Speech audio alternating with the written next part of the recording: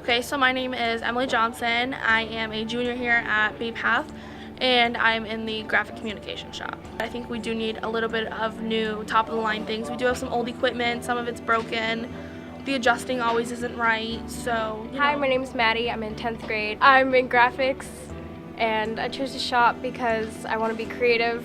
I want to be able to do what I want to do. I want to pursue a career in it, and this is just a good shop to get started on that.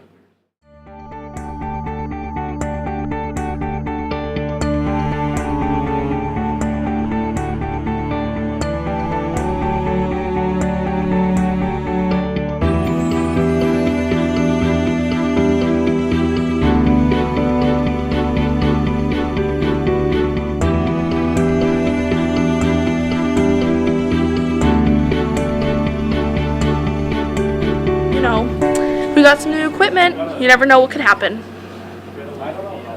Okay. Everybody know who I am? Happiness. I Congratulations, guys.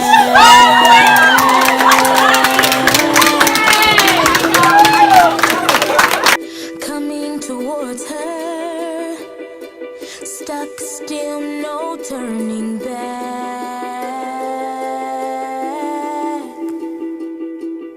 She hit